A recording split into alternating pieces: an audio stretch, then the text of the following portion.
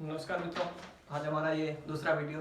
पहला जो था हमारा वो था संज्ञा के ऊपर और आज हम बात कर रहे हैं सर्वनाम के ऊपर। एक आपसे विशेष निवेदन रहेगा, हाथ जोड़कर निवेदन कर रहा हूँ, आपसे करबद्ध निवेदन कर रहा हूँ कि ये जो काम है कोई भी व्यक्ति कर रहा है वीडियो बनाने का, उसमें मेरे ख्याल से बहुत ही ज़्यादा मेहनत लगती है, बहुत ही ज़्यादा संघर्ष की ज़रूरत पड़ती है। तो प्लीज़ आपसे निवेदन है कि ऐसे लोगों को सपोर्ट करें, सहायता प्रदान करें, उनको संबल प्रदान करें ताकि वो इस काम को बेहतर तरीके से कर सकें। ये मेरा निवेदन था। कुछ समस्याएं आई थी मित्रों हमारे पिछले वीडियो में, जैसे कि विशेष रूप से आवाज़ को लेकर के। तो हमारी तकनीकी टीम ने ये काम किया है और ये उम्मीद करता हूँ कि अच्छा होगा। आज हम बात कर रहे हैं सर्वनाम के ऊपर। सीधा बिंदु पर आता हूँ मैं। देखिएगा, सुबह मैंने प्रश्न पत्र जारी किया जिसमें आपको 5 प्रश्न दिए गए थे और उन्हीं 5 प्रश्नों का यहाँ पे मैं आपको एनालिसिस करूंगा, सरलीकरण करूंगा। देखिएगा, पहला प्रश्न था आपके कि उत्तम पुरुष सर्वनाम वाला विकल्प कौन सा है, वो बताइए। एक बात मित्रों और बताना चाहूंगा मैं आपको कि ये जो वीडियो है वो करियर पॉइंट राजसमंद के संयुक्त तत्वावधान में होने जा रहा है, क्योंकि मैं वर्तमान में करियर पॉइंट राजसमंद में हिंदी के पद पर कार्य कर रहा हूँ, वहाँ पे अपनी सेवाएं दे रहा हूँ। तो आगे बात करते हैं कि पहला जो हमारा प्रश्न है वो है उत्तम पुरुष सर्वनाम वाला विकल्प चुनिए। सबसे पहले आपको पता ही होगा कि सर्वनाम किसे कहते हैं। सर्वनाम अर्थात शब्द का नाम। संज्ञा और सर्वनाम में क्या फर्क है? संज्ञा किसी का नाम है और सर्वनाम शब्द का नाम है। जैसे कि मैंने यहाँ पे लिख दिया गीता, मोहन, पहाड़, नदी, तो इनकी जगह में सबकी जगह एक नाम प्रयोग कर सकता हूँ, कोई भी कॉमन नाम, और वो नाम होगा हमारा सर्वनाम। जैसे कि मैंने कहा गीता चलती है, नदी बहती है, तो मैं कहूंगा वह चलती है, वह बहती है, तो ये वह क्या हो गया? हमारा सर्वनाम हो गया। तो इस चीज को तो हमें समझने की जरूरत है। बात करते हैं सर्वनाम के प्रकार पर। वो होते हैं हमारे 6 प्रकार, जिसमें से पहला प्रकार है वो हमारा वो है पुरुषवाचक सर्वनाम। कौन सा प्रकार है मित्रों? पुरुषवाचक।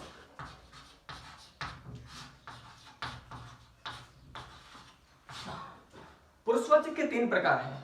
कौन कौन से? उत्तम पुरुष, मध्यम पुरुष व अन्य पुरुष। देखिए, उत्तम, मध्यम व अन्य, ये 3 प्रकार के हमारे पुरुषवाचक सर्वनाम होते हैं। इनको 3 भागों में हमने विभक्त किया है। अब मैं थोड़ा सा बता देता हूं आपको कि उत्तम में कौन कौन से आते हैं, मध्यम में कौन कौन से आते हैं और अन्य में कौन कौन से आते हैं। उत्तम पुरुष में मैं, मध्यम पुरुष में तू, और अन्य में आएगा आपका यह और वह। अब देखिए, मैं का बहुवचन बनता है हम, तू का बहुवचन बनता है तुम, यह का बनता है ये, वह का बनता है वह। तो ये कुल मिला के हमारे हो गए पुरुषवाचक सर्वनाम। कौन कौन से? उत्तम पुरुष में आ गया मैं हम, मध्यम में आ गया तू तुम, और अन्य में आ गया यह वह, ये और वह। तो पहले पे बात करते हैं। पहला जो हमें पूछा गया है कि उत्तम पुरुष सर्वनाम वाला विकल्प। मैं समझता हूं कि अब हमें कोई भी समस्या नहीं रहेगी इस प्रश्न का उत्तर देने में। देखिए, मैं कौन सा है? उत्तम पुरुष है, सही है, लेकिन मेरा क्या है? मेरा भी बिल्कुल मित्रों उत्तम पुरुष है। कैसे? ये सर्वनाम का कारक के रूपांतरण होता है, ये संबंध कारक है यहाँ पे, इसी में का कारक के रूपांतरण है मेरा। एक अलग से वीडियो में बनाऊंगा इसके ऊपर कि सर्वनाम का कारक के रूपांतरण कैसे होता है। और ये सर्वनाम का कारक के रूपांतरण बिंदु जो है वो विशेष रूप से एसआई और आरएस मेन परीक्षा में बहुत ही महत्वपूर्ण है, उस पर हम अलग से बात करेंगे। आगे देखिए, तेरा, वो भी कारक के रूपांतरण है किसका? तू का। तो यहाँ पे हमने क्या देखा? ये तो उत्तम पुरुष है, ये उत्तम पुरुष है, लेकिन ये उत्तम पुरुष नहीं है, ये तो मध्यम पुरुष का है। तो इसका मतलब ये विकल्प तो हमारा नहीं होगा।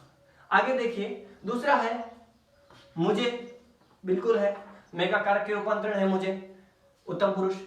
यह और वह अभी अभी हमने पढ़ा, ये क्या है? अन्य पुरुष में, तो ये भी हमारा विकल्प नहीं होगा। आपको पता चल गया होगा कि उत्तम पुरुष सर्वनाम वाला विकल्प हमारा कौन सा है। देखिए, इसमें मैं, मेरा और हम, ये तीनों ही मित्रों उत्तम पुरुष है। कैसे? मैं तो हो गया हमारा सर्वनाम उत्तम पुरुष, मैं का बहुवचन हो गया हम, और मैं का कारक के रूपांतरण संबंध कारक में बन जाता है मेरा। तो मित्रों, पहले का जो हमारा प्रश्न सही है, इसका उत्तर सही है, वो है श। कौन सा विकल्प होगा? से होगा। आगे बात करता हूं दूसरे पर। देखिएगा, निश्चयवाचक सर्वनाम बताओ। पहला था हमारा पुरुषवाचक, पुरुषवाचक में उत्तम पुरुष, मध्यम पुरुष व अन्य पुरुष, जिस पर हम बात कर चुके हैं। दूसरा है हमारा निश्चयवाचक। निश्चयवाचक का मतलब है मित्रों, क्या करेगा, निश्चय का बोध करवाएगा। एक ऐसा सर्वनाम जो किसी व्यक्ति वस्तु के निश्चय का बोध करवाएगा। और सबसे महत्वपूर्ण बात ध्यान में ये रखनी है कि इसमें जो सर्वनाम प्रयोग होंगे वो थोड़े से हमारे लिए संदेहास्पद है, तो इसको थोड़ा सा ध्यान में रखना है हमें। देखिए विकल्प देखते हैं हम। पहले हम ये देखेंगे कि निश्चयवाचक में कौन कौन से आते हैं। तो निश्चयवाचक में आते हैं वही सर्वनाम जो अन्य पुरुष में आते हैं, अर्थात यह, वह, ये और वे। कौन कौन से आते हैं मित्रों, यह, वह, ये और वे। कई लोग वो भी मानते हैं, लेकिन ये वो क्या है, अशुद्धि है। इस बात का आप ख्याल रखना। कई जगह बताया जाता है यह, वह, ये, वे और वो, पांचवा बताया जाता है बहुवचन में आदर्श सूचक, लेकिन मित्रों आदर्श सूचक में वह आ जाता है हमारा, तो इसको हमें ज्यादा ध्यान में नहीं रखना चाहिए। तो अब देखिए निश्चयवाचक में हमें समझ में आ गया कि ये चीजें हैं। तो विकल्प देखते हैं।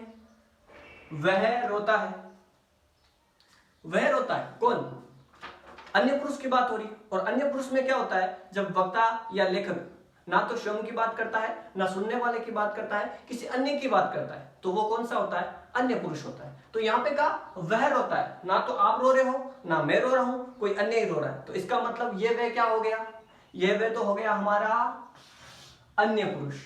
क्या हो गया मित्रों, अन्य पुरुष। जब कभी किसी ना तो सुनने वाले की, ना बोलने वाले की, किसी अन्य की बात करेगा वक्ता या लेखक, तब वह सर्वनाम किसका होगा, वह होगा अन्य पुरुष का। तो ये तो मित्रों विकल्प हमारा सही नहीं है, मतलब ये तो निश्चयवाचक नहीं है। अगला देखते हैं, यह पुस्तक अच्छी है।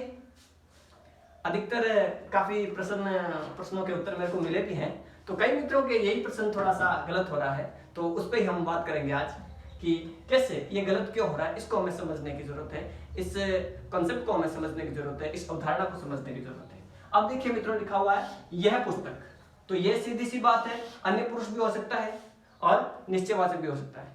लेकिन जब कभी भी, ध्यान से सुनना, जब कभी भी संज्ञा से पहले, जब कभी भी संज्ञा से पहले यदि कोई सर्वनाम प्रयोग में लिया जाता है, तो वह वहां पे किसी व्यक्ति का बोध नहीं करवाता है, वह उस संज्ञा की विशेषता बताने का काम करता है, इसीलिए वह सार्वनामिक विशेषण बन जाता है।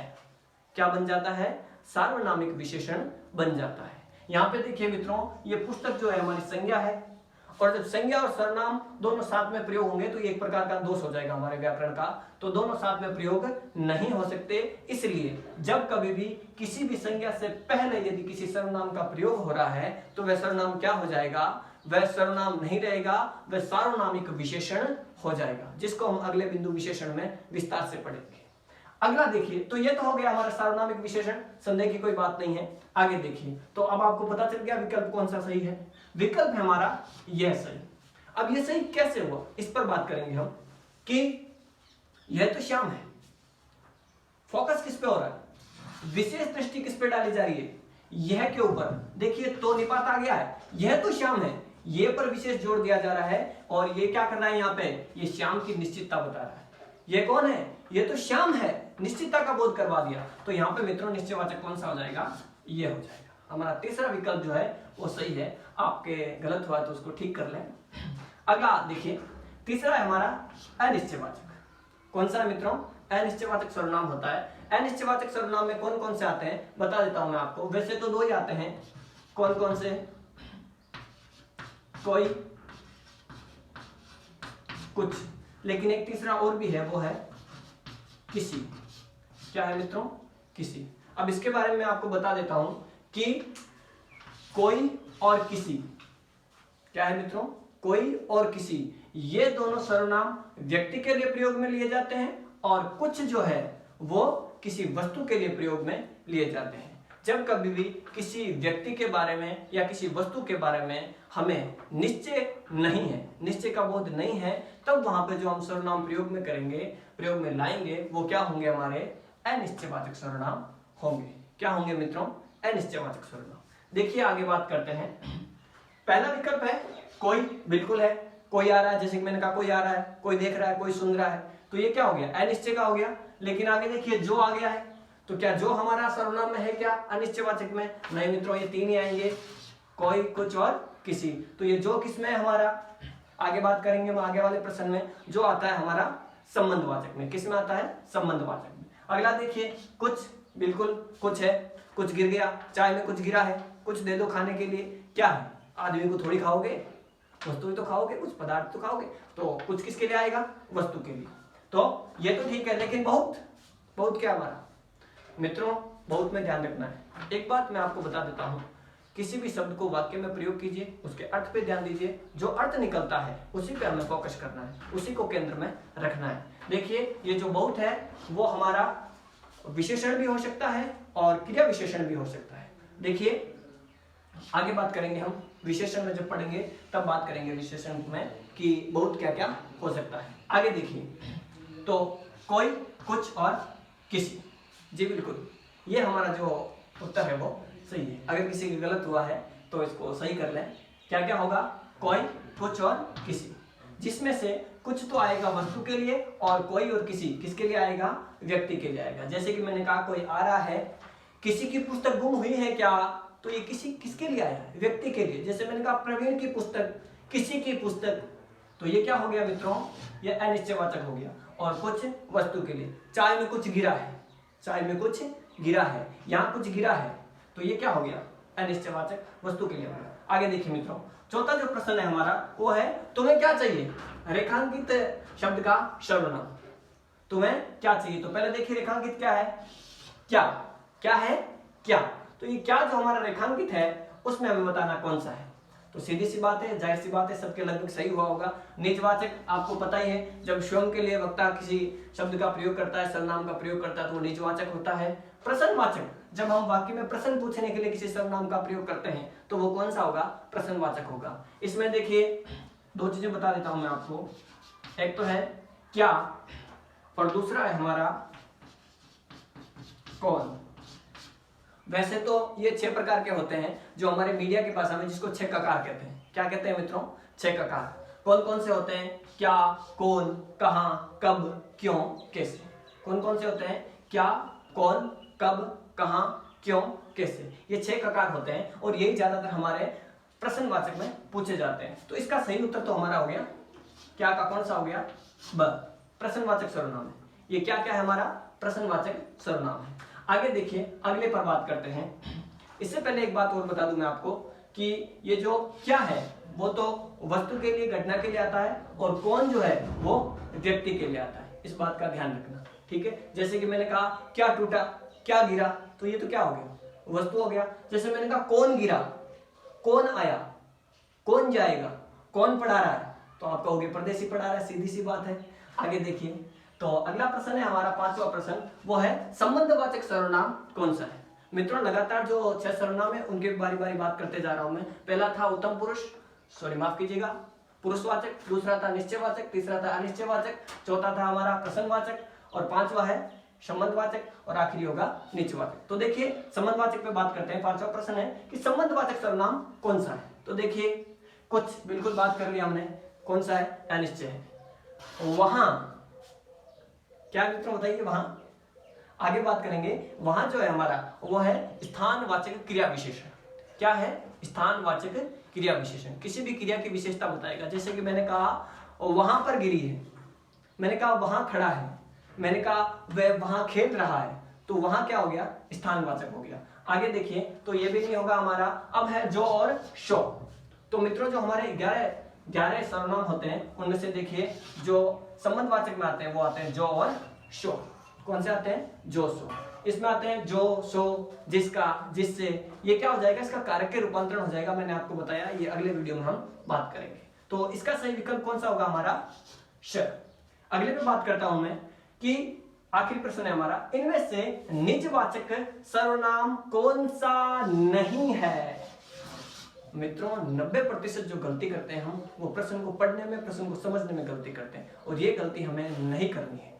प्रश्न क्या लिखा हुआ है कि सर्वनाम कौन सा नहीं है, मतलब 3 विकल्प तो सही हैं, एक विकल्प है वो गलत होगा, उस पर हमें बात करनी है।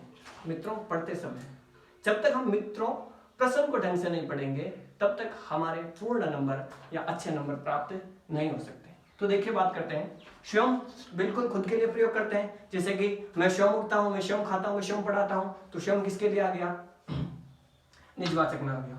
खुद, बिल्कुल अपना काम खुद करो, खुद पढ़ाई करो, क्या हो गया, अपने लिए आ गया। अब मेरा, मेरा क्या है मित्रों, मैंने आपको बताया था कि मैं का क्या है, कारक के रूपांतरण है, संबंध कारक में मैं बन जाता है मेरा, क्या बन जाता है, मेरा। तो मैं में क्या है, उत्तम पुरुष है और संबंध कारक है, क्या है, संबंध कारक। तो इसमें जो हमारा सही विकल्प होगा वो कौन सा होगा, छठा, अपना और आप। क्या होगा मित्रों, अपना और आप, माफ कीजिएगा, अपना और आप नहीं होगा, विकल्प होगा ये सही, क्योंकि अपना और आप भी हमारा क्या है, निजवाचक है। तो ये जो मेरा है वो निजवाचक नहीं है, क्या है, मेरा जो है वो निजवाचक नहीं है। अपना और आप ये भी हमारे क्या है, निजवाचक। जैसे कि मैंने कहा मैं अपना काम कर रहा हूं, अब मैंने कहा मैं आप खा लूंगा, आप रहने दीजिए, कभी कभी हम कह देते हैं। तो ये मित्रों हमारे 6 प्रश्न थे और इनका सरलीकरण हो गया है। कुछ एक विशेष जो बातें हैं वो मैं आपसे कहना चाहूंगा। देखिए कुछ प्रश्न आए हैं हमारे, इनमें से एक ने पूछा है कि सर परदेशी और परदेशी में क्या फर्क है। मैं यहां लिखता हूं, देखिएगा, एक तो लिखा जाता है ये परदेशी और एक लिखा जाता है ये परदेशी। तो मित्रों मैं आपको बता दूं ये दोनों शब्द सही है, शब्द शुद्धि की दृष्टि से आपको सही, आरएस से मुख्य परीक्षा में पूछा जाएगा, फिर भी ये दोनों शब्द सही है, क्योंकि इसमें मूल जो शब्द है वो है देश। क्या है मित्रों, देश, जिसका मतलब होता है स्थान। ये है तत्सम शब्द हमारा और इसी देश से हमने बना लिया देश। क्या बना लिया, देश। तो इसमें ये देश भी सही रहता है, ये देश भी सही रहता है। अधिकतर हमारी क्या है, जो हमारा पश्चिमी राजस्थान है, पश्चिमी भारत है, इसमें इस से को हम क्या कर देते हैं, ये से बोल देते हैं। तो मित्रों दोनों ही सही है।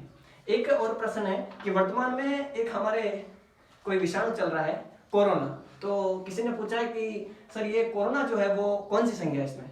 तो मित्रों मैं आपको बता दूं कोरोना क्या है, एक बीमारी है जिसको हम नहीं तो देख सकते हैं ना स्पर्श कर सकते हैं। तो ये क्या हो गया, हमारे भाववाचक संज्ञा में चला गया। विशेष रूप से मैं आपको बता दूं कि ये लैटिन भाषा से आया हुआ है, जिसमें एक शब्द है कोरन, उसी से ये उत्पन्न हुआ है कोरोना, जिसको हम हिंदी में कह सकते हैं किरीट। क्या कह सकते हैं मित्रों, किरीट, यानी मुकुट। तो हमारे हिंदी में इस कोरोना को क्या कहेंगे, किरीट विषाणु, क्योंकि कोरोना वायरस कह रहे हैं हम आगे, तो वायरस का मतलब होता है विषाणु और कोरोना का मतलब होता है किरीट, क्रॉन से बना है। तो इस कोरोना को आप क्या पुकार सकते हो, किरीट विषाणु। क्या पुकार सकते हैं, किरीट विषाणु। धन्यवाद मित्रों, अगले वीडियो में फिर मिलेंगे। कोई भी समस्या हो तो आप कमेंट बॉक्स में लिख सकते हैं, जिसका मैं अगले वीडियो में विस्तार से हल बताऊंगा। धन्यवाद।